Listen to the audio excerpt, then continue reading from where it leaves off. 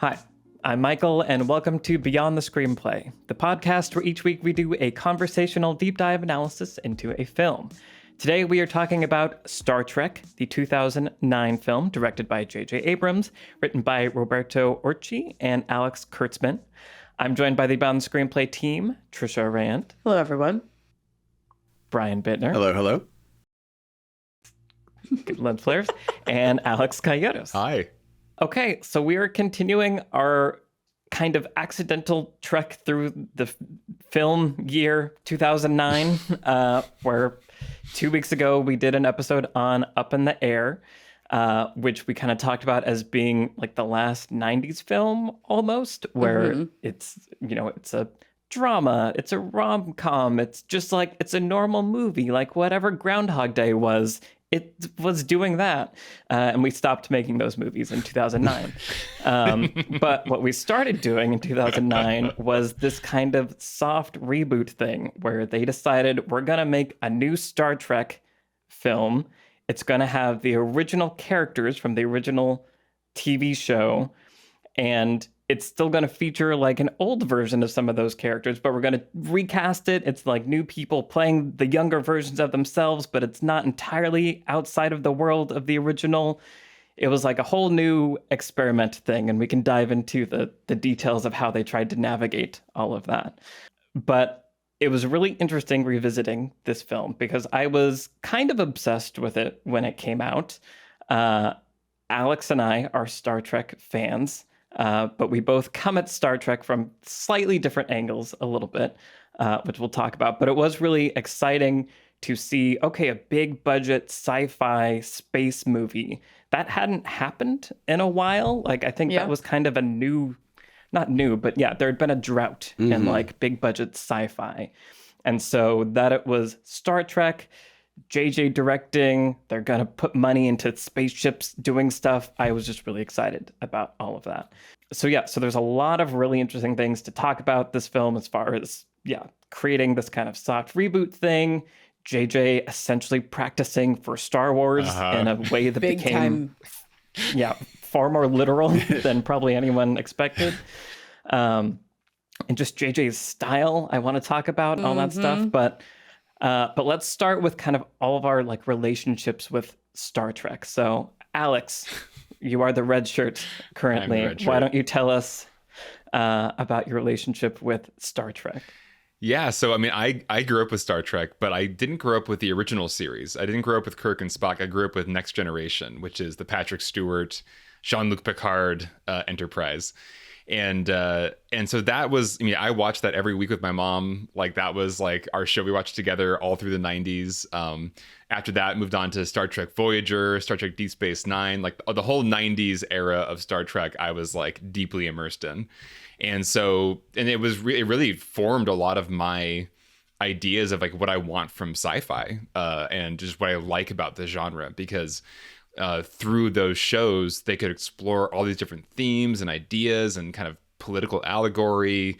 But there's also just fun, nerdy stuff, fun what if questions. There's things like the Borg, which is a cybernetic race that just goes and assimilates other races into their, machine, hive mind.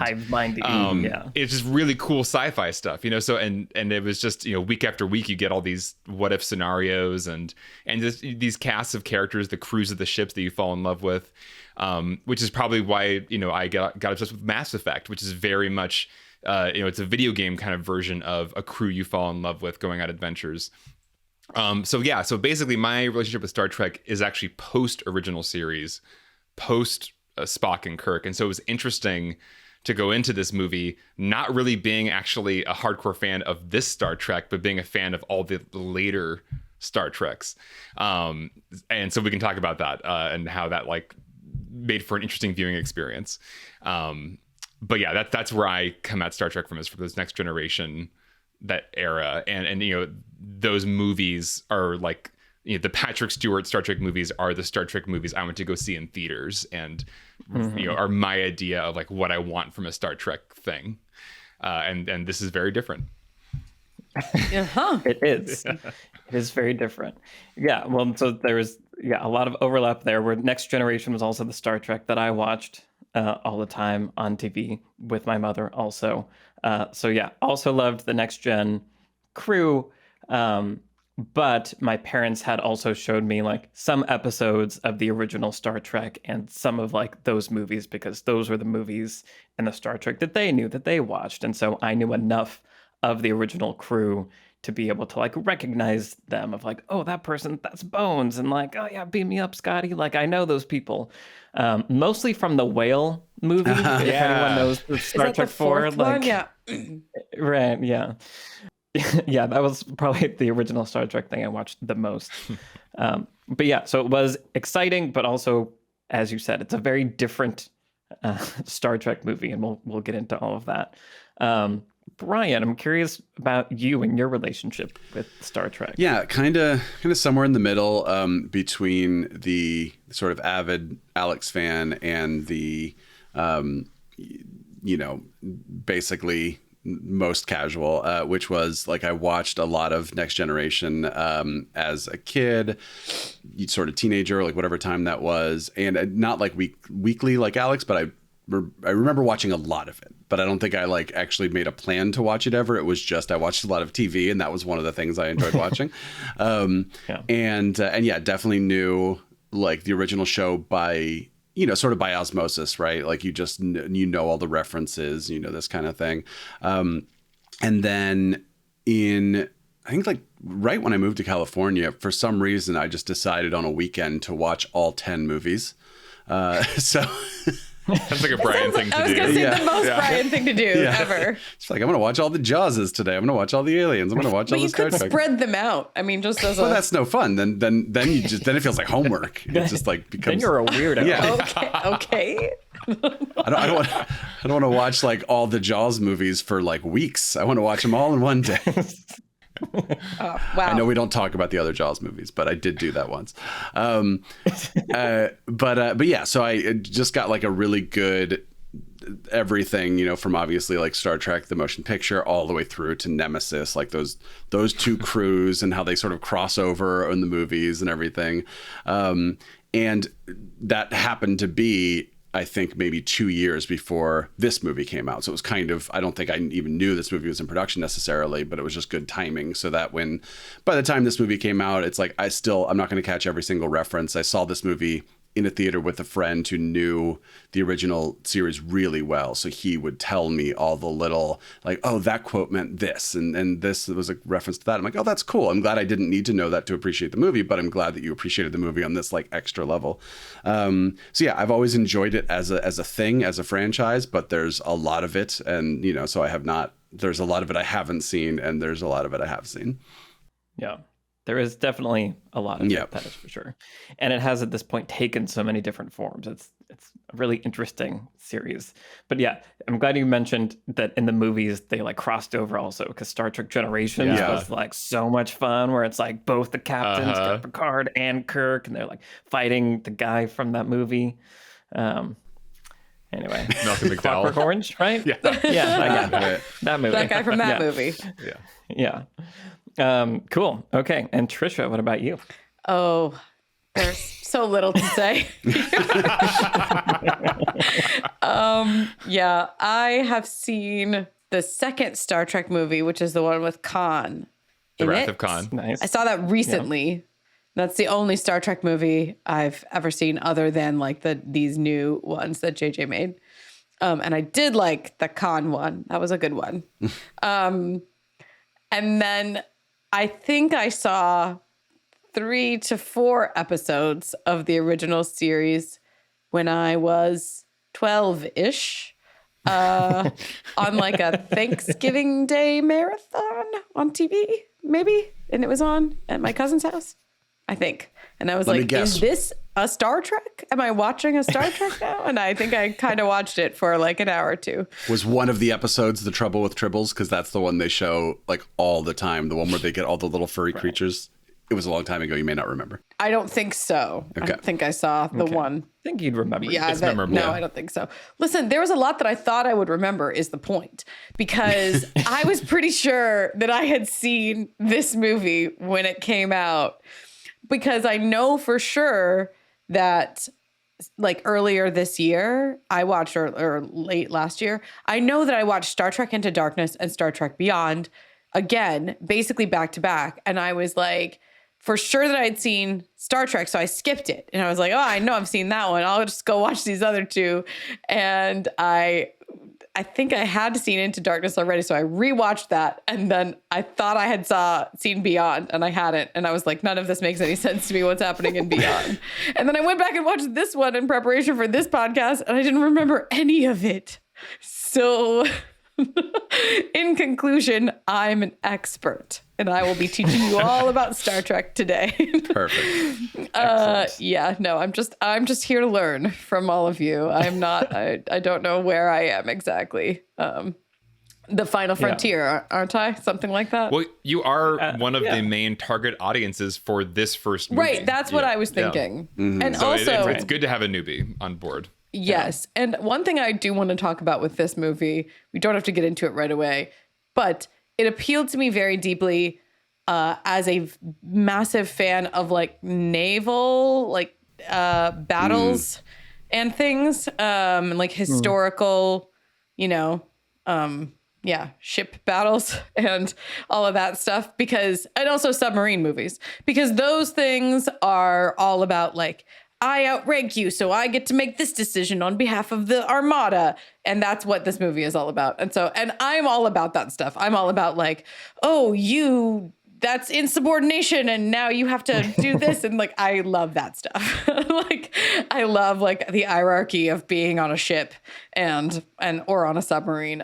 So super into that aspect of this. And if that is a hallmark of all Star Trek things, sign me up. I was going to say, actually, one of the writers, I think, in one of the special features refers to the type of battle in Star Trek movies as submarine battles. Yeah. It's kind of like a slower moving. This movie tries to speed it up with like insane cinematography where you're like on the photon torpedo as it like flies at the ship. But in classic like Next Generation Star Trek, or the things that I grew up on, they're like slow battles with strategy and like, we're just out of range. Should we get within range? It's all about that kind of stuff. Well, and they were loading literal torpedoes. I was like, oh, yeah, right. But why would they be? Like in Star Wars, everything's lasers or whatever. And so they're like, we're going to actually load ballistics. They're like real missiles. Sure, of course, put those in that tube and launch them at that person. And then also like, there was a minute where one of the characters went over and they were listening really carefully on their headset to the dialect of whatever, and I was like, that's some submarine stuff. I love that, where they have to listen super carefully to the sonar and whatever. So that's a great aspect of this series, or this film in particular, as far as I'm concerned. I feel like we have to talk about the Hunt for Red October. Yes, like, absolutely. Let's do it. Soon. Yeah. Like, let's do it. Maybe immediately after. I'm going to think about it. Okay. So it's really fascinating because, there are all those Star Trek-y things that this movie seems so kind of ashamed of in some ways to have to deal with, or like what is ashamed is too strong a word. Yeah. But how do we take this slow, thoughtful, methodical thing and shake it and sprinkle it with lens flares and play it as loud as possible and turn it into an action movie? And I know that was off-putting to a lot of Star Trek fans. I feel like, for me, though, this film is largely successful in being a cool action movie and using the Star Trek thing to do that. So it kind of is in this weird place where at first I'm like, blasphemy, but I love it. This was a really fun ride at the same time. And I think there's a lot of interesting things in the script and in the filmmaking that go a long way to making that happen that I definitely want to dive in and talk about. Perhaps starting with the opening of the movie, which is, to me, bonkers. If you were to just read that on the page, like if someone told me, well, the opening is like there's a space battle and Thor has to take over as captain and he has to maneuver the ship in a suicide run while his wife is literally giving birth at that moment to his son, and their final moments are like set up like it's so melodramatic. but it works every time for me. Like it still worked for me. I get this like time where choked I'm up in this really melodramatic opening. Like every time, like all the trickery works. Like the going silent with the music and the timing of their final moments. Yeah. Sorry to interrupt you, but the opening of this movie like really works for me, and I think it's a great example of what J.J. Abrams does best, which is just take the most primal, archetypal, familial relationship feelings injected into this like genre, incredibly intense situation, and just milk it for all it's worth, and just put it all together beautifully. He did it in Mission Impossible 3 in a similar way. But I think, the opening of this movie is such a high point for me that it almost like it never quite gets back there. Like I want that, like the feelings I have in the opening of this movie, I want to be at the climax of a movie. But it's just like, it's almost like it's all blown in the first 10 minutes or whatever. But we can, talk about that. Well, it also does, so much work for the rest of the movie, right? Because you're introducing Kirk, obviously, and sort of not his origin story necessarily, but I mean, I guess his literal origin story. But then you are also introducing the villains and the time hole, the wormhole time stuff, time hole. So it's like, it's a lot to sort of buy that it's all happening at once, like these crazy coincidences or whatever. But once you do all that, then now the rest of the movie is just sort of like resting on the laurels of the setup that the opening has done. Yeah. And I fully agree with you, Alex, that this is where I love to see JJ doing work, because I do think it is what he does really well, is dig into family relationships and other kinds of relationships that are incredibly universal and relatable, right? And so I think a lot of people forget, because of who JJ is now, that like his Felicity is like sort of where he started. But when he's at his very best, something like Mission Impossible 3, right? It digs into this, like, if you wanted to settle down Ethan Hunt, what would happen? What could the consequences be to the people you care about? And like digs into that personal question for the character. And one of my favorite JJ things ever is this TV show Alias. And Alias was an entire spy show that was built around like, what if you found out your dad was also a spy? Like, that's basically the whole premise of the TV show Alias. And the central relationship is about a father and a daughter who are both spies. And if you haven't watched that show, you really should. It's great. But yeah, it's when that's the like emotional backdrop of what you have going on, then your plot takes on automatically so much weight. Like, we're going to care about everything from that point forward, because we understand, as you're pointing out, Brian, what it means, not just in terms of the plot, but in terms of the character. And so like Kirk will never live up to it. And by the way, we're going to tell you that a few more times, but we are going to tell you it right out front too. Yeah. There's no subtlety in any of this. It's like, but I think that's why, there's something about JJ's filmmaking that is special. And I think especially early on, he was compared a lot to Spielberg. And I feel like that's maybe one of the similar things where it's like, there's a big red emotion button that we can construct out of, like you're saying, familial relationships and all these like core things that are going to have an emotional reaction or create an emotional reaction for people. And rather than like shy away from it or kind of stand on hoity-toityness of like, we're subtext, people will extract meaning from it. They're just like, fire the torpedoes at the red button. Like, hit the button. Hit it as hard as possible.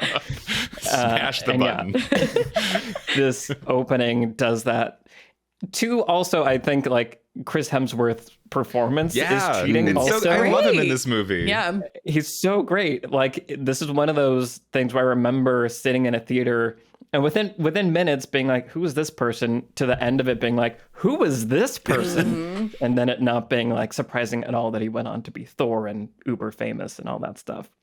So I really appreciate all these aspects of JJ's filmmaking that we're talking about. And it's also, so we have to talk about lens flares at some point. So why don't we just drag them into the conversation here? Where like there is something really cool about the lens flare. I feel like lens flare can be a symbol almost for JJ's filmmaking, where it's bright and it's in your face, and when it's working, it is doing something cool, but like over reliance on it, and when that's the only thing that you can see in the frame, that's when it's like this is no longer, the shine and the hitting the big red button is really effective, but at some point you have to back that up with like substance and like nail kind of an ending and a finale. And that doesn't always happen, I feel like, in some of these films. At least there's no shot like in Into Darkness where we're on a close-up of a woman's face and she just completely disappears behind like 4 levels of like blue flare. Just like this is a personal moment of this woman like dealing with her father being a horrible person, and you've just hidden her performance behind multiple flares. Wow. At least in this movie, it's mostly like spaceships and cool things are happening when things are hidden behind flares. Right.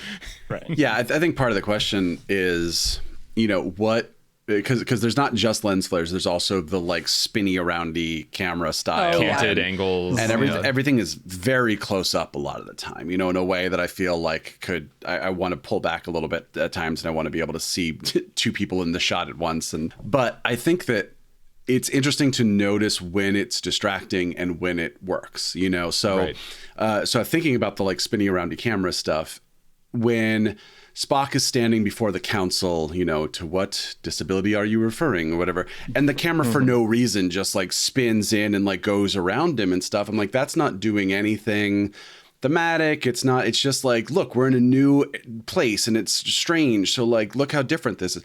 But when people are running down the hall, I can do this, right? And the camera's like moving around, like the camera's trying to get out of the way of the person running. I feel like, okay, now your style is actually adding something to the scene, right? And the lens flare thing is interesting because this is a spectacle movie, right? We are looking at these big ships and things like that. So when there are a lot of times where the lens flare just adds an extra thing, an extra piece of eye candy, right? When there's stuff going on. And there are other times, like you're talking about, Alex, where it's like, well, now I'm distracted by your lens flare, and I think that's like if you're talking about like style over substance, right? Like this is a good example of both. Like sometimes it works really well and it adds to the thing, and sometimes it detracts from the thing and distracts from the thing because now I am not paying as much attention to the story and the characters as I am to the like stylistic choice that you made for a reason I can't figure out.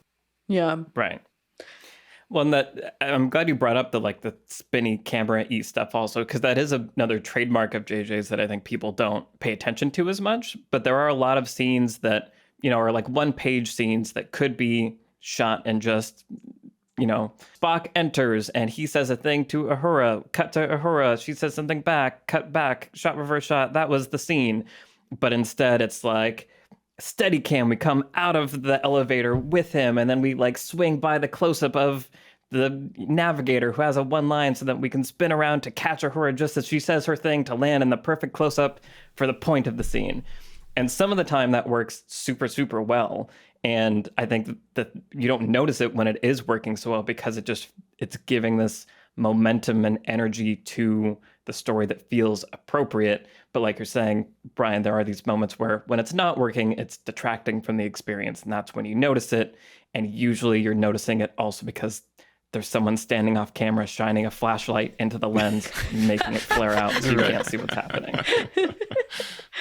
I love it. They're in the ice cave. They're like, we're literally in a cave and there's a lens flare. Yeah. Where's it coming from? No, and I, as someone who is probably of all of the 4 of us least tuned in to like technical style, if we want to put it that way, we're like, I'm going to miss 60% of like camera moves the first time I watch something because I'm just tracking with the characters, right? So I'm just like, what is this person going to say? That's all I care about in this scene. That's all my brain has room for. Or like, what does this mean for their arc? Unless the style is something is also like, doing something thematic, right? Or doing something for the character. So I will say that, as the movie started, and especially because it is a science fiction space movie, and the bulk of the lens flares are outside, and by that I mean in space. I didn't bump on them. Outside. I really didn't bump on them. And I would bet money that your average moviegoer like wouldn't have either up until it gets a little bit deeper into the movie, right? Like, because the movie starts off like it hits the ground running, or driving really fast in this case. And it really just zips you along. At least in terms of like the central story of this movie, which is a Kirk and Spock sort of bromance. And that is the real arc of this movie, right? Like, and it's also like, how did the Enterprise get its crew? That's kind of the main thrust of the story of the film. There's also Romulans. Who cares? No one. This movie doesn't. Generic revenge villain. It's like, wow. Anyway, well, we can circle back to them. But it's interesting that, normally we talk about like, okay, do a little character scene to tell us who your central characters are. This has like 5 of them stacked one on top of the other. Here's baby Kirk. Here's kid Kirk. Here's kid Spock. Here's adult Spock. Here's adult Kirk. Here's adult Kirk again. Like, here's adulter Spock. And all of them could be like incredibly boring, just like I'm going to tell you my life philosophy kinds of scenes, but they're not. They're action packed, and they are really interesting and exciting to watch. And it does feel like the movie is zooming along, even though what we're essentially plowing through is character scenes for the first 40 minutes. Yeah. And I think that's something that JJ does really well. Like, my favorite part of The Force Awakens is Rey on her planet, and we get to watch Rey go through her, like, the day in the life of Rey. Like, I think he's really good at building up characters and establishing their life for these reasons, like you're saying, where it's character backstory, but it's dramatized, it's done in a entertaining way, and a way that is really compelling. Like, by the end of each scene, I feel like I know Kirk. I feel like I feel the conflict inside of Spock. Maybe that's just me. Also, I think I just kind of relate to Spock in a lot of ways. But like, I think, say. Does a really good job of, like you're saying, establishing where all these characters are coming from, which then pays off in dividends later on because we are invested, and so there are stakes, even if what they're doing is insane and is hard to track maybe, and now they're fighting on a satellite dish that's drilling into thing for reasons. They're sword fighting on a satellite dish. Right. But I care for some reason, like, more than I feel like I should in some of these moments, because of, I think, the investment in the characters and those relationships and what they want and what's driving them, like all that stuff that, is important. And then I think also as part of, as you were saying, the theme of this movie is almost about, like, emotionality, and when do you hold back and when do you give in to emotion and go too big. And so I think there's probably, like, on a meta level, JJ's style kind of working with that also. So here's a quick little story. A bunch of educational-ish YouTubers, many of whom you probably know, were looking for a way to create experimental content without having to please the YouTube algorithm gods. A way for their audience to directly support their work and at the same time share that work with their audience ad-free. So this group of YouTubers, including channels such as Patrick H. Willems, Just Right, Like Stories of Old, Game Maker's Toolkit, Thomas Flight, and myself, and many, many more, created Nebula. Nebula is a subscription streaming service where you can support your favorite creators while getting access to a bunch of exclusive content. There are no sponsor spots, and you can access a bunch of bonus content, including extended cuts, companion videos, and interviews that are only found on Nebula. And the best way to get access to Nebula and all this incredible content is definitely through the amazing CuriosityStream Nebula bundle deal. With this bundle, you can get full access to both sites for less than $15 a year, which is awesome, because you're not only supporting your favorite creators, you're also getting access to the thousands of great documentaries on CuriosityStream. To tie this in with Star Trek, I recommend checking out CuriosityStream's series Beyond the Spotlight. In particular, their episode all about LeVar Burton. Maybe you know him as Geordi LaForge from Star Trek The Next Generation, or maybe as Kunta Kinte from Roots, or maybe as the host of the TV series Reading Rainbow. He's had a fascinating and inspiring life, and this 50-minute episode dives into all of it. So to get access to Nebula and CuriosityStream, head to curiositystream.com/screenplay. Once again, that's curiositystream.com/screenplay. The link is in the show notes or on screen right now if you're watching on YouTube. Thanks to CuriosityStream for sponsoring Beyond the Screenplay. Now, back to the episode. Well, I want to hear from Alex and you, I guess, and Brian, whoever wants to weigh in here, but especially those that are really familiar with these characters, like that grew up with them. I feel like a good chunk of the movie is just really clever character introductions and like small but clever character moments that create, if not really three-dimensional characters, but the impression of three-dimensional characters for basically every person on the Enterprise. I don't have any frame of reference for them. So they work for me on like I just met this person level. I wonder, but I'm very curious to hear how they feel, those little moments feel to people who already know the characters. I'm not the right Star Trek guy because I didn't actually know these characters that well. I mean, I'd seen a couple of the like original series cast movies, but I never really watched that show. So this was also kind of an introduction for me to their things. Yeah. I feel like we need like my mom on here. She would know best. But from my recollection of the original cast, I don't think they really went into their backstories ever in the show and in those TV things. Or movies. So yeah, my based on my recollection and like talking to like my parents afterward about what they thought, it felt like an authentic, like a believable like origin story for how these people came to be. And I do think that the movie couches it in like, this is just one timeline. Like maybe this happened differently and other times helps with that. But yeah, my recollection was that it felt like an authentic enough buildup of all these things that it felt right. Yeah, I mean, this movie's trying to do so many things, by the way. Right. Like, and it actually, like, it's impressive how many things it pulls off. It's like, it's kind of an adventure, and it's kind of a thoughtful Star Trek movie, and it's kind of a comedy at times, in like that action comedy type way.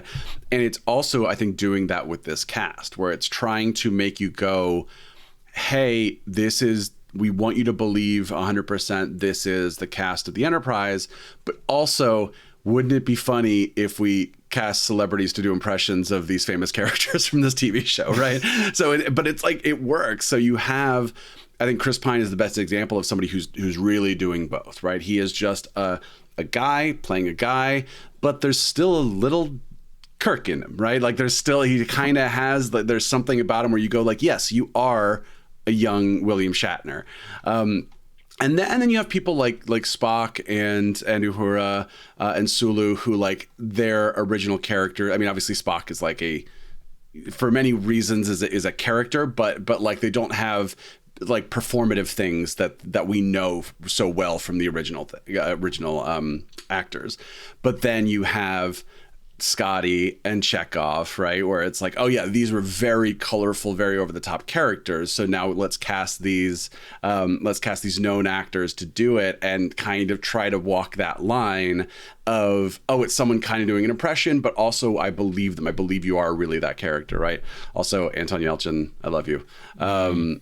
But then I love Carl Urban as Bones, he's doing the damn it Jim thing, and like it's just this New Zealandish actor just like completely making me believe that he is a reincarnation of the Bones from the original series. So and that is what this movie is, right? It's the reboot that's also a remake, that's also a sequel, that's also a prequel, because it's doing all this stuff. Like speaking of Hunt for Red October, each of these movies did a thing that you can only get away with once. So Hunt for Red October does the zoom in on the Russian, and then it turns to English and you pull out, and it's like, you nailed it. You found a way to actually make us believe, but now nobody else can do it again, right? So now 30 years later, we have The Last Duel, which is a movie of American guys in British accents playing French people.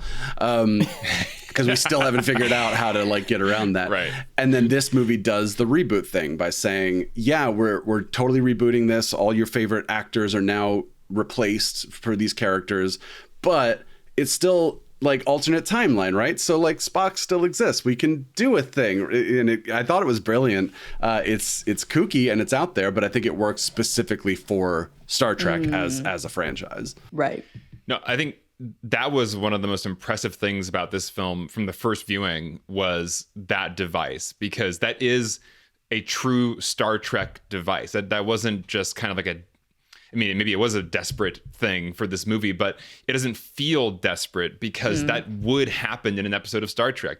You would have a wormhole take the ship into another, timeline where now they're 30 years in the past and they've changed the course of events. That's absolutely a Star Trek story. And to see, Leonard Nimoy come back as the original Spock and, be the kind of origin of this new alternate universe is a really brilliant way to do the soft reboot. And it once again, it taps into the kind of sci-fi I like. It's not just a cheap trick. It's also a fun idea. What would happen if this anomaly occurs that kills off the father of one of the main characters? Like, that is a big change in that timeline for Kirk. And how does his difference ripple off into the rest of the universe and change everybody else? So yeah, I think it's just a great discovery they made when they found that kind of solution to how the hell do we replace these actors and do a prequel to the original series and somehow not just like ruin Star Trek for all the hardcore fans. But it's like this has a kind of a love and a continuity with the original fandom because of Leonard Nimoy coming back, because of that very Star Trek device that ties it all together. I think they should have just deep faked young Leonard Nimoy's face onto.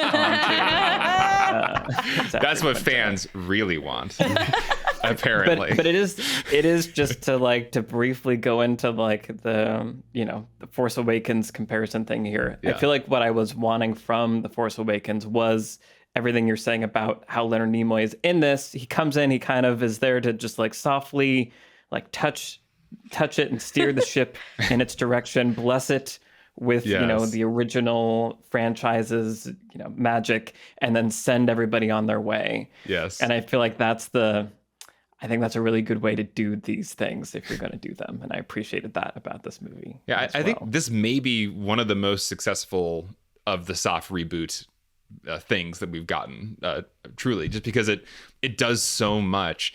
And for all my little quibbles with it's deeply impressive how many people they were able to reach and not piss off with this movie. You're able to bring in new fans who know nothing about Star Trek. You're able to have all these references, like Brian was saying, for the hardcore fans. You're able to like have an in-world story device to make it all okay. So it's just it's a pretty remarkable feat to pull off what this movie pulls off. And I'd be happy to talk about my quibbles, though, if we want to transition to that at some point. But I mean, I think I think for all the good things we're saying, there are definitely some pitfalls that happen, and I think we should address some of those. Yeah. I'll just say real quick that I mentioned on one of our Book of Boba Fett Patreon episodes the sort of right and wrong way to do a reference, right? And the wrong way is you better have seen the last thing, or else you're gonna have no idea who this guy is or what this line means or whatever. And Star Wars has done the entire gamut of the right way and the wrong way, and I hope you've seen these past 11 movies kinds of ways, and I think that this movie is just like, I don't think there's a second in this movie that you have to have seen anything Star Trek related to actually get what's going on, and yet there is a reference once a minute or something like that, right? Even having someone like Pike be a character, and the red shirt who who dies immediately before they even hit the ground, and things like Spock is the captain and Spock is with the Uhura, and things that are like, oh, that's a twist. If you know the original, if you know this, then you understand why this is either a twist or a cameo or a reference. Will Wheaton is the voice of most of the Romulans, like all the Romulans who aren't like the main two guys. But there's like so much stuff there for the fans, but so little of it requires any previous reading from the casual viewer. And I think that's what I love. Yeah. Well, and case in point, because I knew nothing about any of these characters or the world, the history of anything. The spaceships, they mean nothing to the planets. Like Romulans, cool. Don't know who those are. Great. Vulcan, where? Great. Like I knew nothing about any of it, and it all still works because it's all on the page, right? And like they very clearly explained to me, oh, Spock's not supposed to have emotions. That's literally the first scene I hear from Spock. And so I think that it is a good example for that reason, as you guys are pointing out, of like how to make something accessible to a lay person. And this goes back to the form of the story, which is, once again, it's this big, broad, accessible, archetypal action thing. Because it is so very actiony, or it just acts like it is, even when it's not. Everybody's running. They're running all over the bridge. The camera's whipping all over the bridge. It's like everyone's just talking, but again, they're punching each other again. Yes, all the time. The detail that I love that's stuck with me, I think, from the audio commentary is just JJ talking about how they get the camera to like shake, and he's like, yes, I asked like the camera operator to just shake, and it wasn't doing it right, so I just stand behind him and just like pat on the camera and like shake it for him, and he has to fight against it, and that's how you get the really good shake. Wow. And I'd be like, some of the time it's great, but I was looking at the scene where Pike talks to Kirk in the bar, and it's just the two of them talking about stuff, and the camera looks like it's fighting to just keep everybody in frame, and I'm like, JJ, stop hitting the camera. It's because it literally is fighting. Yeah, exactly. Oh, yeah. Yeah, well, I mean, so what you're getting at there, Trisha, I think is one of the biggest things I bump on in this movie is that it feels like it's trying too hard in a lot of scenes for me. Like where it's, JJ was on a mission in this movie to make Star Trek cool. And, and there is some comment by one of the writers, I think, that was like, Star Trek is like classical music. Star Wars is like rock and roll. We want to make Star Trek into rock and roll for this movie. So basically, they want to make it like Star Wars. But, this is like J.J. Abrams' version of rock and roll. And, which like, is actually a different kind of music, I think. Right. Like, I like Star emo. Trek. I like Star Trek because it's Star Trek. Like, I like Star Trek because it is a little more classical and because it is about these headier themes. And I get it. We're making a big, accessible blockbuster for everybody.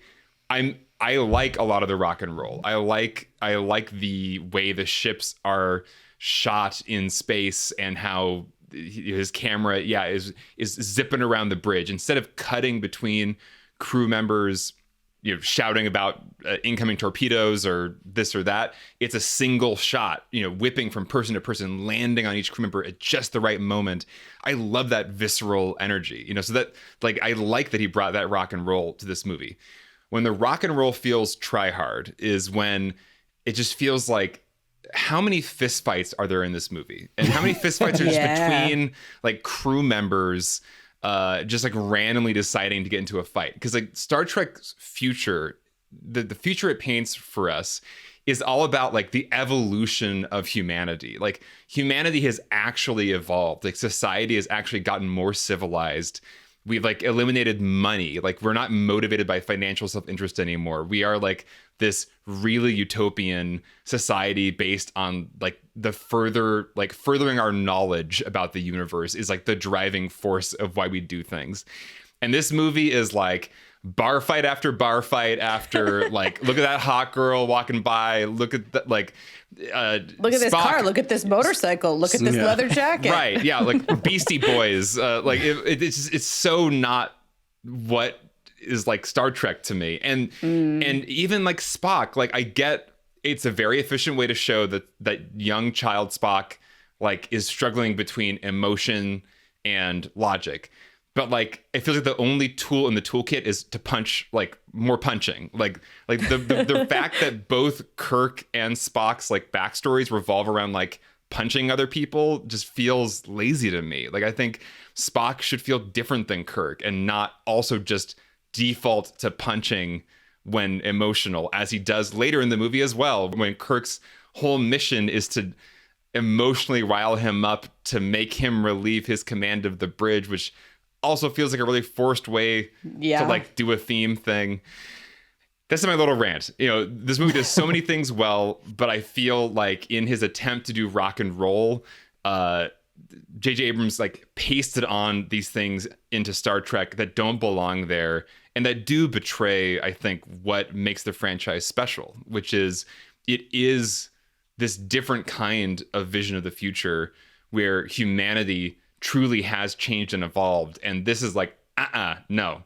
We're like Starfleet Academy, all the cadets, we're getting into bar fights. You know, this is not the Star Trek that I grew up with. So it's just, I think there was a way to do rock and roll and to make it an exciting movie and to make it accessible and to make it action-packed while still retaining a bit more of that spirit of this is about a different kind of future.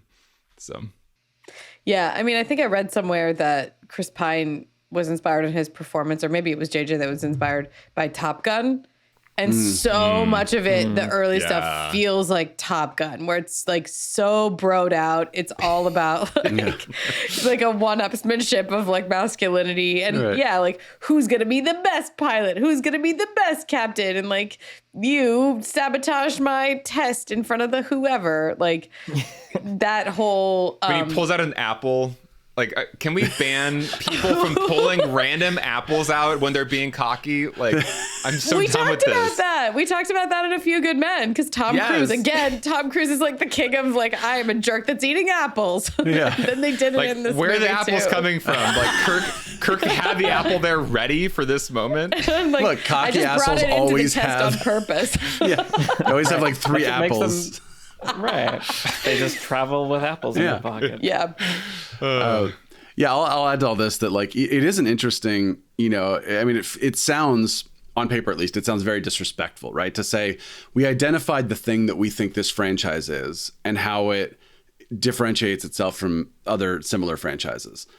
Let's not do that. Right. Like that just feels like, okay, why is that your philosophy? And I'm thinking classical is an interesting example because people use the term classical to describe multiple eras of the orchestral period. Right. So you have classical and romantic and Baroque and everything. And listen to Beethoven's first, fifth and ninth, and you'll see like the dramatic differences that happen because he sort of bridged that gap. And I feel like if you are identifying Star Trek as classical, then be like, great, Star Trek is and has always been classical. So now, like, how do we bring it into the romantic? How do we bring it into the, you know, not rock and roll, baby? Like that just feels right. And you got away with it. You know, you made a good movie, I think. But like, it just feel again on paper, it just feels like what a dick move, basically, to be like, we're not going to do the thing that you are. We're just going to do something else. There's like, I think you may have mentioned something earlier, Michael, but there's I feel like there's a little bit of like a what's the word that you used? I don't know if maybe it wasn't even in the podcast, maybe it was off mic, but dirigible. I don't remember. Yeah, something where it's like there is actually a level of I can't think of the right word. Disrespect. Curmudgeonly. It's like when you actually don't like something, like you're making spiteful. Yeah, or this is good. Right, it's the right word for it. Hypotenuse. Oh, ashamed. I feel like I think I said right. No, but maybe that's kind of in that zone. Okay, I'll put it this way. Phalange. It feels a little bit like J.J. Abrams is ashamed of like the nerdiness of Star Trek. He's ashamed that like it's not cool, that like cool kids don't like Star Trek. It's for like the smart nerdy kids. Like that sucks. Like that's not cool. I don't want to be that kid. I want to be the cool kid. And I think there is a little bit of that energy in the movie. And even in the special features, J.J. Abrams is like, yeah, I liked Star Trek. You know, like I watched it, but like I'm not a huge fan. Like he kind of admits that he's not even really a person that is very invested in this franchise. But that maybe is part of his motivation to be like, I want to make it a franchise that I'm into. You know, I'm gonna Star Wars it basically. So yeah, there's a part of me that will just forever cringe a bit at the rock and roll like overkill in this movie. But you know, it accomplished its mission. It reached a broad audience. It brought on board new people. Like it was very successful. And I think you can't, and the movie, as we've said, does so many things right and pulls off this incredible feat of being a good soft reboot. So that's why I have like, I'm of two minds with this film. The hardcore like Trekker part of me is like dying inside during part. I mean, the like Willy Wonka scene where Scotty is like in the tubes. I'm like, kill me now. Yeah. But or even like, you know, Hoth, you know, monster chase, you know, rolling down a giant mountain of snow. Yeah. Like, The Cloverfield monster. Yeah, like I don't need Totally. I don't need this in my Star Trek. But then there's so many other scenes. I mean, the theme, Michael Giacchino's theme, when it comes on, when like the Enterprise is revealed, like that feels so Star Trek and it's so grand and wonderful. So yeah, it's I'm very divided every time I watch this movie, and I ultimately have a really good time. And overall, love that it exists and love that I got to see it in theaters and have that experience.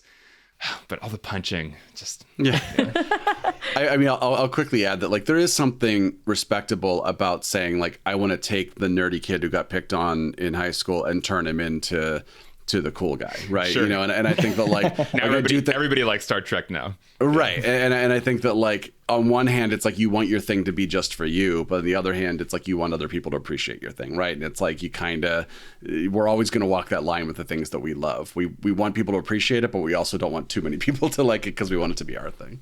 And it does help that it's an alternate reality. That truly does help, right. I think, because it's like this is a different universe, literally. Like we're not even pretending this is a part of the universe you're used to. And so in like an in-universe way, that does help me accept it as just in this alternate universe, everybody punches each other. That's just what they do in Starfleet. Now I'm just imagining JJ taking all of the lunch money of all of the bullies who ever picked on a Star Trek nerd. It's like, I will take your lunch money and your lunch money. You're welcome. Yeah. Well, and I feel like to kind of wrap this up, I think it is exactly like we're saying, it was successful in doing what it needed to do and maybe opened the doors to more sci-fi things that we wouldn't have had. You know, I was just looking at the box office numbers, and Star Trek Nemesis, the Star Trek movie that came out before this, had a budget of $60 million and made $67 million worldwide. So plug in marketing, not so much. So no. The Star Trek movies that preceded this were not good. Right. Yeah. We're not good. And Tom Hardy was not drawing the audiences quite yet. Yeah, very young, very different looking Tom Hardy. Yeah, he had no idea that was Tom Nemesis Hardy. in Wow. Nemesis. But yeah, so then it's like, here's $150 million to make Star Trek. You better get us our money back. Sure, and right. It did like almost 400 million worldwide, and now we have lots of sci-fi. So art, commerce, at war. That's probably a good Star Trek episode somewhere that you can watch as a palate cleanser for the punching of 2009's Star Trek. Why don't we go around and say what lessons we're going to take from Star Trek? Alex, want to start us off? Sure. So I was watching, I have the Blu-ray of this movie, and I was watching the special features in preparation for the podcast, and was really delighted to see there's a whole featurette on Ben Burt, who they brought in to do like original sounds for this movie. And it was really cool because Ben Burt said that he, you know, when he was doing Star Wars, he was thinking about original series Star Trek and the kinds of sounds on the ship when he was designing, you know, laser sounds and just general kind of like new original sounds for the Star Wars universe. It was like a full circle thing for him to come back and do this like upgraded version of Star Trek sounds for the reboot. And I think there's something about, you know, I was talking about these things that don't feel Star Trek to me, but so much of the sound in this movie on a subconscious level just tells me, no, you are in a Star Trek universe. Like this, you're in a safe place. There's these just little, the transporter sounds, the kind of almost melodic kind of chimes and dings and button, things. They're very Star Trek. And I think Ben Burtt really brings an identity to this film that wouldn't have been there if you didn't have somebody like him, like taking the time to go back and like find analog like, oscillators and like recreate those sounds, but kind of upgrade them for the 2009 film. So I think it's just a great lesson in, if you were going to take a beloved franchise that has a very strong like audio visual language, that is a way to kind of bridge the gap. If you are, rock and rolling it, the sound, which is mostly unconscious, can be a way to kind of keep me embedded in that universe that I love. And I think they really did accomplish that in this movie. There's the kind of, it sounds almost dated. There are almost like submarine sonar sounds as we're like flying through space, and things that just kind of harken back to that original series, like 60s sci-fi. But it doesn't feel terribly out of place, and it feels kind of natural in this updated film. So I think the sound is just a great way to keep us Trekkers happy.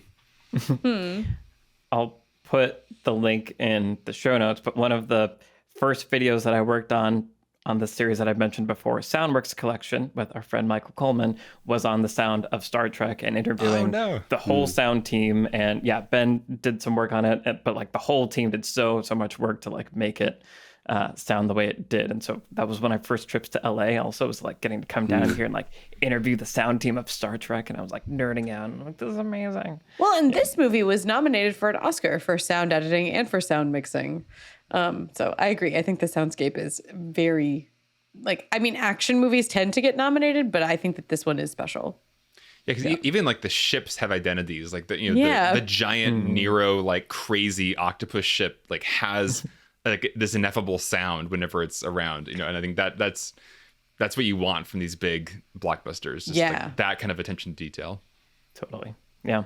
Cool. Brian, what's your lesson? I think this is a good example of a movie where things going wrong, showing how things going wrong can make for either fun or tense conflict, right? And sometimes it is the Augustus Gloop tube thing, which is funny because his little friend is played by Deep Roy, who played all the Oompa Loompas in the Tim Burton Charlie and the Chocolate Factory. But other times it's, now there's a whole new layer of tension that, or again, fun, like it can be either, that we weren't expecting. There's just many moments in this movie of like, according to my calculations, this box is full of sandwiches. Nope, it's dynamite. Run. And I recently got a note on a script that I was writing, which by design, the script doesn't have a ton of big conflict in it. Right. But there was like, one of my friends was just like, but I still want things to go wrong. I still want there to, and then once I incorporated that, once I was like, what if it happens if they don't get the thing here, then suddenly I became reinvigorated as the writer, going like, ooh, what does happen if that thing doesn't happen, right? So now how do these characters get out of this bind, or now what happens next? And it ended up making my script that much better, but also made me realize that that's like a great tool that you have, is just for anything in your script, any plot point, just ask yourself, what happens if this doesn't go according to plan, basically, and I think that you can be too much of that, right? Where it feels like now it's just everything is always going wrong. And some movies you start to feel kind of fatigued by nothing ever goes right. How many times in Empire Strikes Back does the Millennium Falcon not go? Nothing against that. Which they do in this movie as well. Right. Yeah, they do. So this movie has a lot of it, and you could argue it's too much, but I think that it is a really good thing to remind yourself as you're writing, is ask yourself what happens if something doesn't go according to plan? Where does that put you? Where does that put your characters? Yeah. Yeah. And maybe I'll just kind of piggyback off of that, because that was one of the lessons I was considering, but I feel like you've set it up so nicely that I think that is to continue on that it's things going wrong, and that within each sequence of things going wrong, yeah, there's always something that ups the stakes, which is kind of embedded in what you're saying. But I feel like there are two like examples that came to mind. One is not great, but like even in the beginning when young Kirk is stealing the car, right? He's being chased by a police flying copter Droid? dude with a weird face robot thing. mask. Yeah. Yeah. So like that's already bad. And so he turns off road, but now he's going toward a cliff, like twist. Now it's even worse. How's he going to get out of it? And it's like, building up the stakes even further. The most literal and probably lamest, but clear example is the Hoth planet, where Kirk is like running away from a monster. Yep. And then halfway through, there's a bigger monster that comes, and now he has to run away from this bigger monster. There's always a bigger bigger fish. threat. Right, exactly. Star Wars the again. Phantom Menace moment. But I do think that structure in all of these scenes is what keeps the momentum going and keeps the stakes building. As you're saying, Brian, things going wrong and like building on each other, so that it's just always there's movement happening dramatically, and it's fun to watch most of the time. Mm-hmm. Well, another example of that is just, when Vulcan is being destroyed. Yeah. The stakes rise so quickly. It's like, wait, the planet's going to just be imploded in 10 minutes. Oh, crap, Spock, your family is on the surface, but they're in a place we can't beam them out of. Like, we can't be beaming people if they're moving. So if people are falling, they're dead. Like, there's all these stakes just rising and rising and rising very quickly. And it's like the worst case scenario after worst case scenario, and it makes for incredibly compelling sequences. Yeah. Trisha, what's your Sure. lesson? So my lesson has to do with the array of supporting characters here, and it's a lot of do's and like at least one don't. And like the moment that you guys pointed out about like, the Millennium Falcon is like that moment where, Sulu goes to punch it and it doesn't punch. He can't take off with the fleet, and it's the flagship also, which I love, which is like, so this is your most important ship. It's the Enterprise. Gotcha. The Admiral's on board. All the other, this is the big one. And we put this kid in here, a bunch of kids actually. And like there's a senior doctor. He's dead. Bones, it's you. Like they're all just recruits, right? Which I think, would be in a naval novel, that would be a bigger deal. It's like all these midshipmen are now lieutenants anyway. But yeah, the character design of all of the supporting characters is unfolded really carefully to create moments for each of them that aren't just character moments. Like we talk about efficient storytelling. The thing with Sulu ends up having consequences, right? They're a little bit late to that battle, or to whatever is happening, answering that distress call on Vulcan. And as a result, they're not immediately wiped out in the battle. And that gives them an opportunity. Well, it gives Chris Pine an opportunity to like intervene and tell them that it's a trap, which he knows automatically. But that little few seconds of delay do matter. And at the same time, within the scene itself, they're telling us something critical about Sulu, right? Where he has to start to explain what he's doing here. Like, I am a pilot, but I wasn't actually supposed to be the guy today. And then, Chekhov has his moment where he's like, I'm going to give the Briefing. Yeah. the hologram talk. And he does his thing. It's overall, and I think it was in Die Hard, we talked about the colorfulness of supporting characters and how the more colorful they are, the longer they usually make it in the movie. So if these are people we need to care about forever, they should probably be pretty colorful and then pretty dimensional as well, right? If something doesn't go right for a character, as you're pointing out, Brian, that automatically gets us onto their side, where we automatically start to think of them as an underdog, or as someone we want to see succeed. When something goes wrong for somebody, you want them to succeed. Even when someone has an incredible amount of swagger, like Kirk, we see when we meet him in the bar, he's like, 4 guys, please, I'll take you all on. If he had actually kicked the crap out of those guys, we wouldn't like him, right? Right. But the fact that he gets his butt handed to him, we're like, yeah, okay, yes, we like you because you talk a big game, but you're vulnerable in the same way that a lot of these other characters are. And it's the same thing with Spock, right? Spock threw away his whole future and disappointed his father because he had a moment of emotion when somebody was like, whoa, you're half human. So the fallibility, I think, of characters, in addition to just overall colorfulness and bigness, is this movie is sort of a masterclass in that, because that is what the movie is primarily concerned with, is creating like, here are all the people that we want you to care about. My don't in this is Uhura, and the way that the movie treats her generally is not so much in the writing of her or in Zoe Saldana's performance. It has to do with her relationship to the rest of the characters, which is the movie starts off by another Top Gun reference, echoing like, here she is as a love interest for Kirk in this bar, potentially. And, you know, we like Kirk. He punches these guys out or tries to in defense of her or something. And she's set up there as a love interest. She's set up at a few other places as a love interest.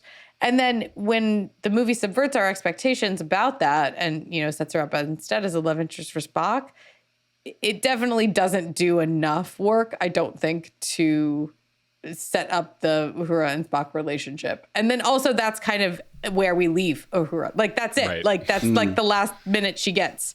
It's like, and now you're with Spock. Now that's all for you. All you have is scenes with Spock now. Goodbye. Sorry. And even the thing with like, okay, so she doesn't want to be with Kirk. So the scene where Kirk also acknowledges that feels like it's too small and doesn't make any sense.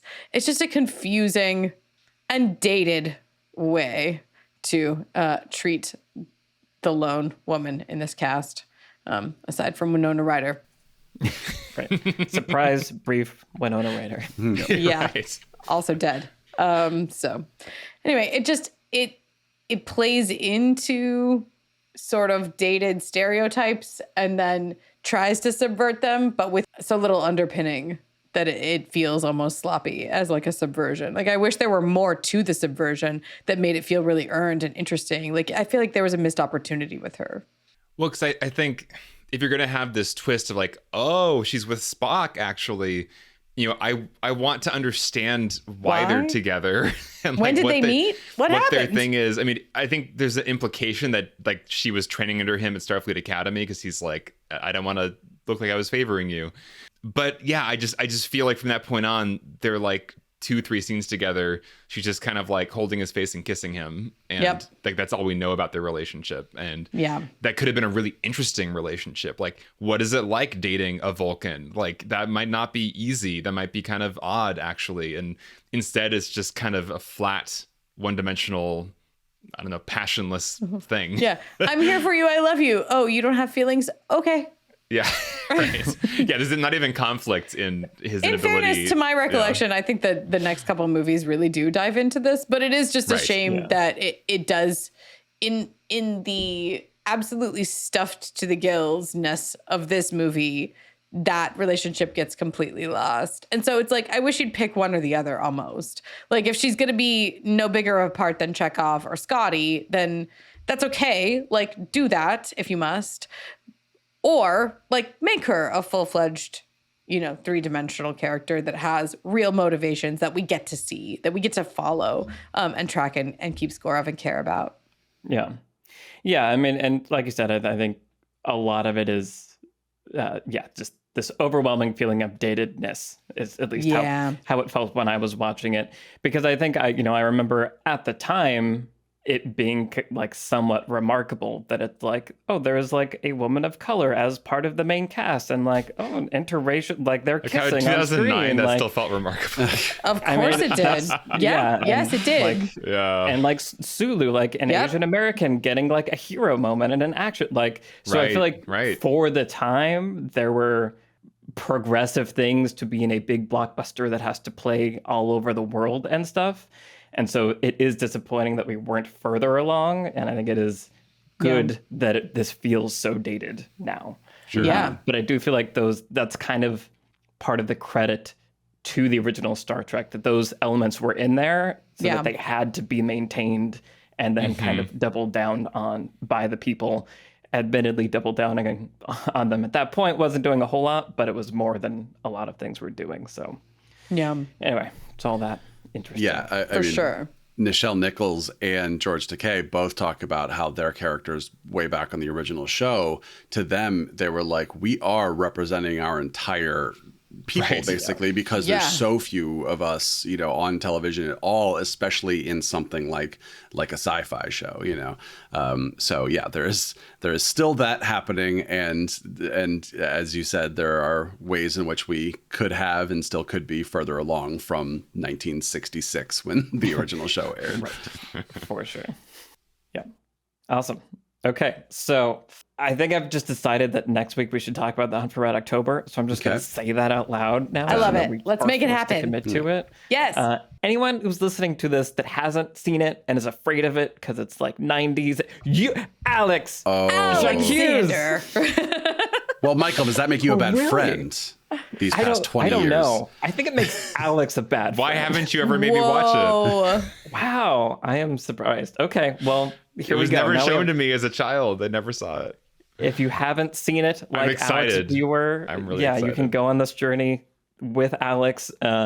It's great. It's a lot of fun. Yay. It's going to be 90s-ish, but you'll get through it.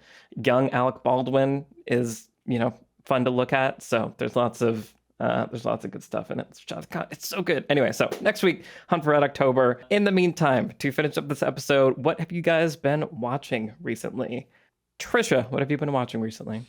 Yeah, so I decided to finally go back and fix a missing piece of my Spielberg filmography. I was missing a piece, and it was 1971's Duel. It was Spielberg's first movie. wow.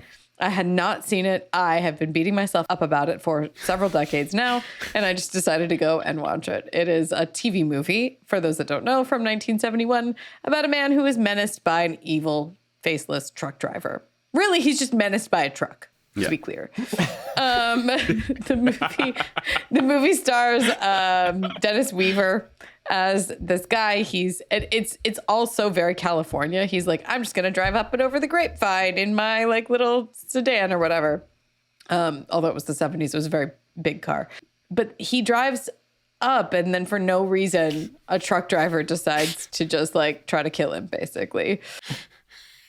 And it's sort of a really simple, almost Hitchcockian premise, right? Like, what if you somehow enraged a stranger so much that they tried to kill you? And what would you do if you couldn't get away from that person, right? Like, if you were in a remote area and suddenly somebody driving a semi-truck was trying to kill you on just out on the open road. And it's a very short thriller, but I really, really liked it. Like, it doesn't. I've told you the whole plot. I'm not going to tell you how it ends, but there you go. Yeah, that'll get you 85% of the way through the movie. It's nice to see from a filmmaker that you admire kind of where they started with like a practice movie in some ways, Spielberg called himself like a shark and truck director for like a long time because he made Jaws in 75 after this. And there's a lot of similarities. So if you like Jaws, you will like Duel, I promise. And I really, really enjoyed it. Nice. Okay. And so that has completed your Spielberg filmography.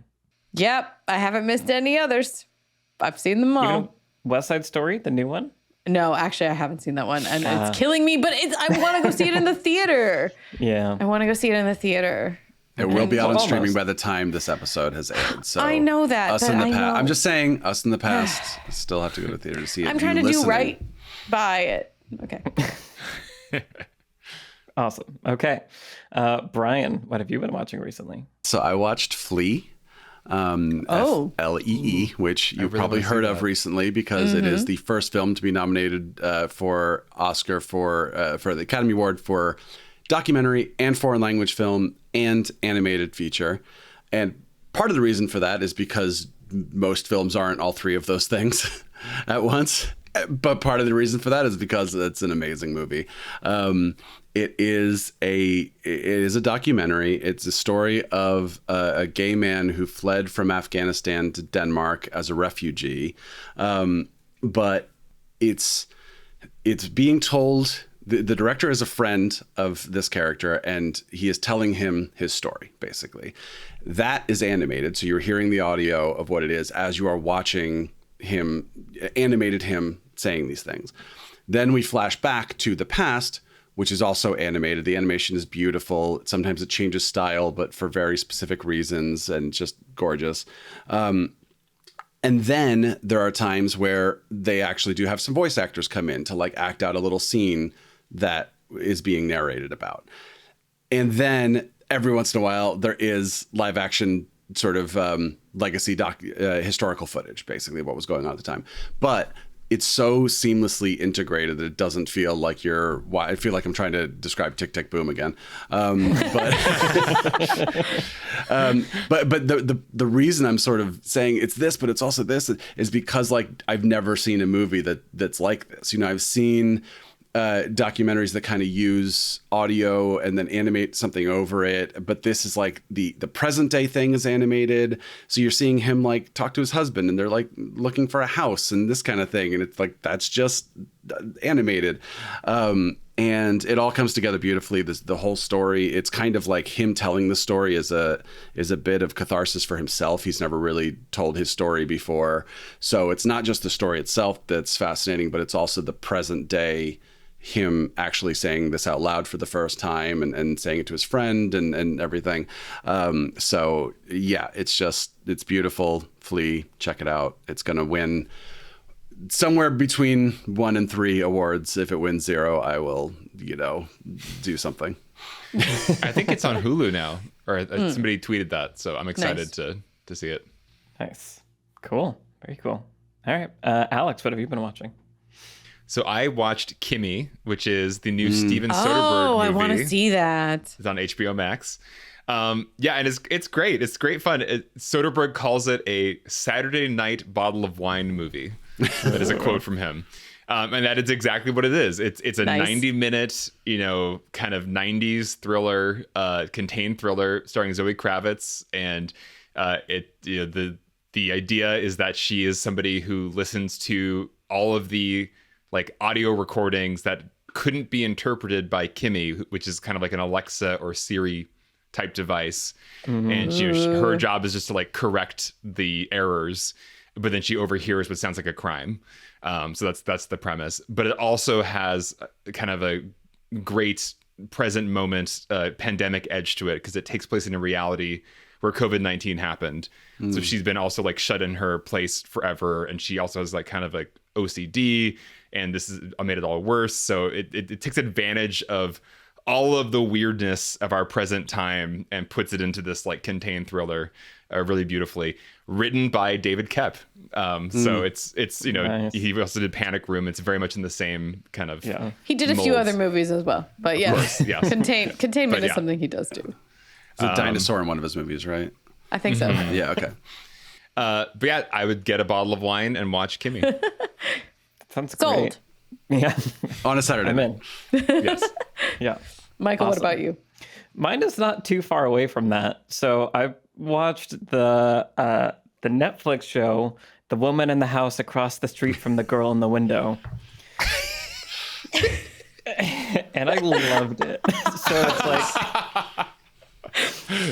it's like it's clearly like a kind of a spoof satire on these kind of like melodramatic contained thrillers, basically like if What Lies Beneath and like The Ring was like a dark comedy essentially. And so it's like Kristen Bell plays this woman who she lives alone because there's this tragedy where like her daughter died and her husband left her, the divorce happened, blah blah blah, and she thinks she sees a murder across the street in this other house. It just like it packs all the tropes that you would expect from a story like this into it, where like she first meets the neighbor and he's a single dad that has a daughter, and the daughter loves her, and his wife died also in a horrific tragic way, like all of the it's so over the top.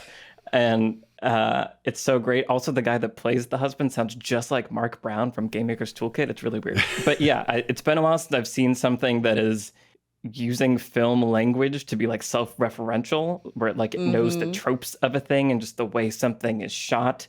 Like one of my favorite moments is, you know, when she's getting paranoid about like the neighbors and somebody's watching her, she goes to her car and gets in the car.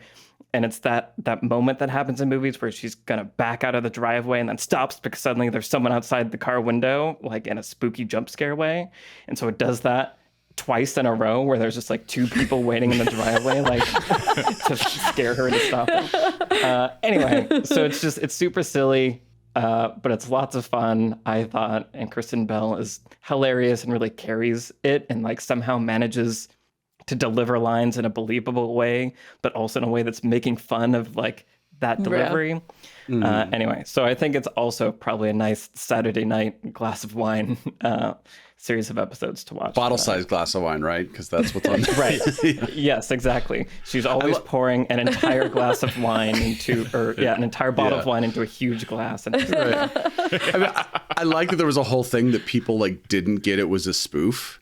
Yeah. And like, first of all, if you watch something with that title, like, why would you watch something with that title thinking it wasn't a joke? Right. But it's like, Gone Girl, Woman in the Window, Girl in the Train, whatever. It's like, okay.